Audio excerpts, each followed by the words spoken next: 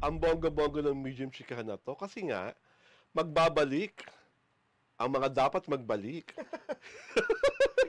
Meron bang mababalik na hindi dapat mabalik? Yes, Ha? merong ganon. Ito po muna si Alwin Ignacio, the Diva that you love. Kasama ko ang aking kumarang ultra maldita. Hi, this is Alex Brosas. Ito po ang The TT Show, ang Taraya na Talakin Showbiz Edition.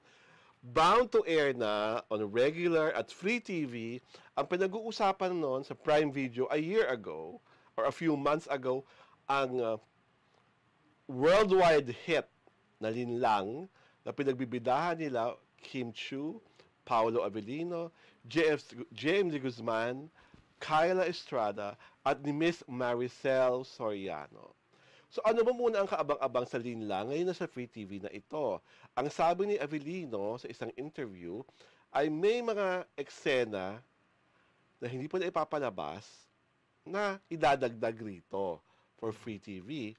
Pero at the same time, yung mga kahindik-hindik na eksena, yung mga laplapang umaatikabo, yung mga patungang walang pakundangan, parang ma-erase. Kasi nga free TV.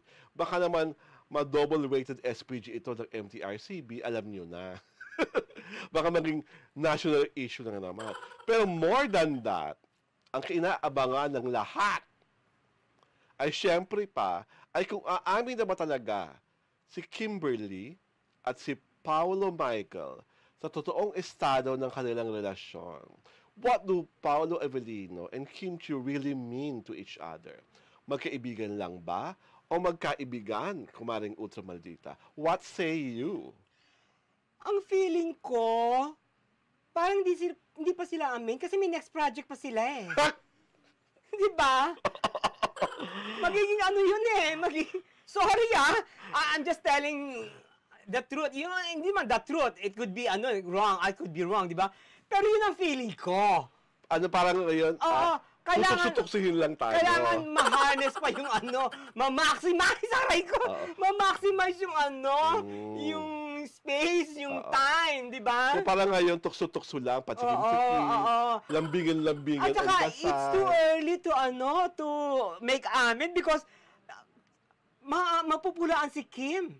Na baka tawag dito, si Paolo ang dahilan, di ba? Kasi kaka-break lang niya. Kay di ba? Pangalawa, parang ang lalabas magiging rebound lang si Paolo, di ba? Ni Kimi. Pangatlo, gamitan to the highest order ito, di ba? Parang gano'n ang magiging mangyayari, di ba?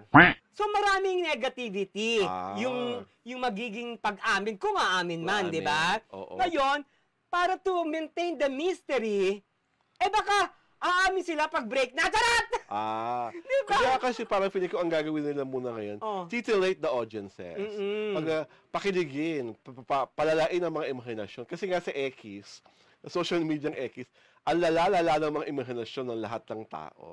Para sa kanila, sa mga mapagmasid ng mga netizen, si Kim, di umano, ay nadarang ng mga labing-labing scenes nila ni Paolo Avellino sa linlang.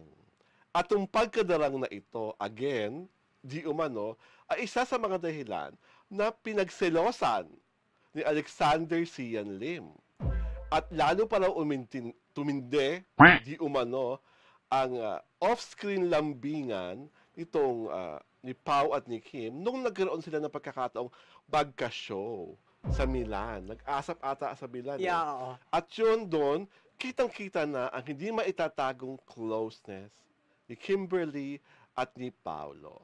Na lahat-lahat, sabi nga, di umanong mga dahilan, kaya itong siksiyan ay nakipag-break sa kanyang kasintahan of 12 years. Kung totoo man yan, na nagselos si Cian, my God, for 12 years, ngayon ka lang nagselos? And dami naging leading man ni Kim Chiu Sino-sino ba mga naging leading man yung tanda mo? After Gerald. After Gerald, teka, sino pa ba? Hindi, marami, may mga naging leading man niya, of late, tawag dito, si Ejercito, Jake Ejercito, di ba?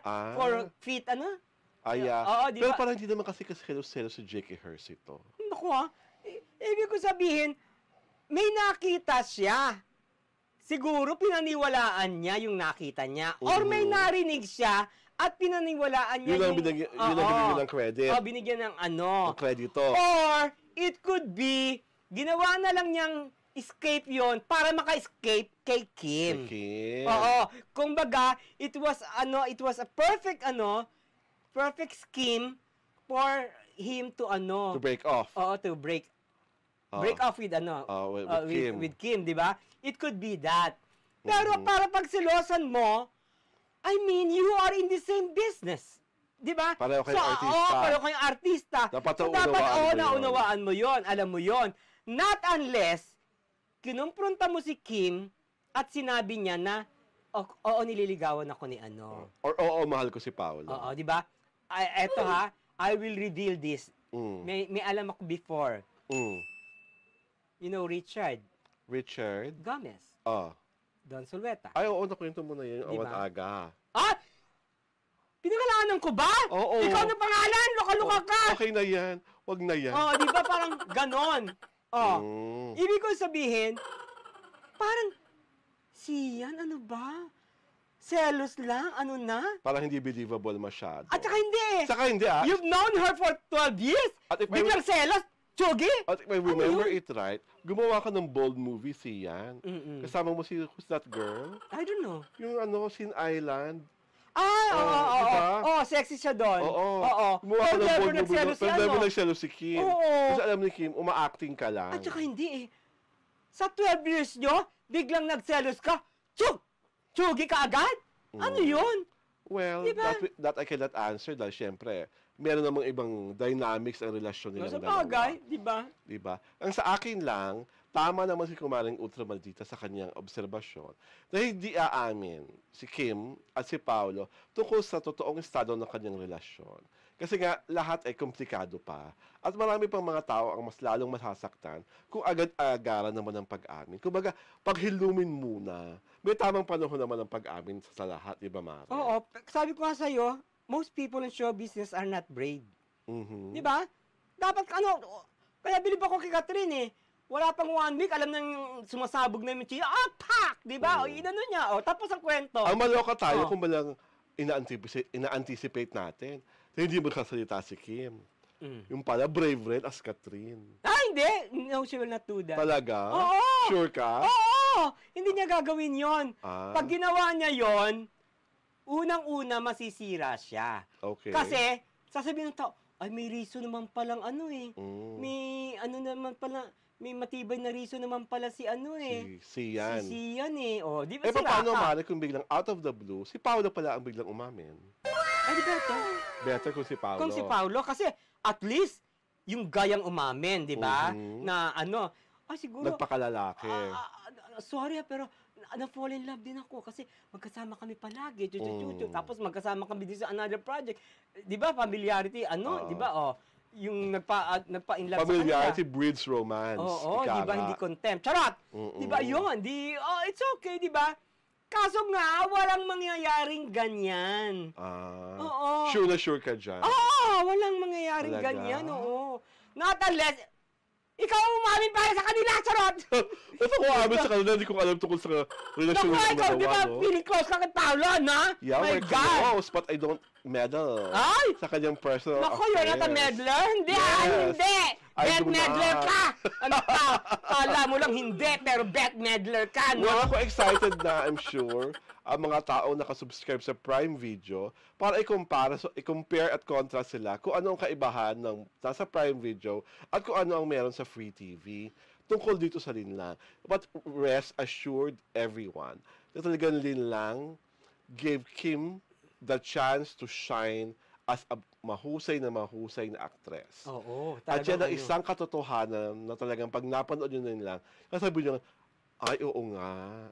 Magaling pala talaga siya. Na she can do more than yung pa-sweet. At saka the mere fact na binigyan ka ng follow-up na hindi pucho-pucho, di ba? Yes. Yun ang patunay. That says a lot.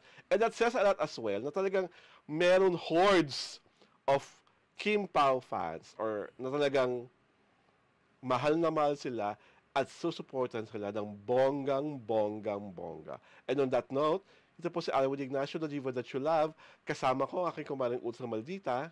Hi, this is Alex Brosas. This is The Titi Show, ang Tarayan at Talakayan Showbiz Edition.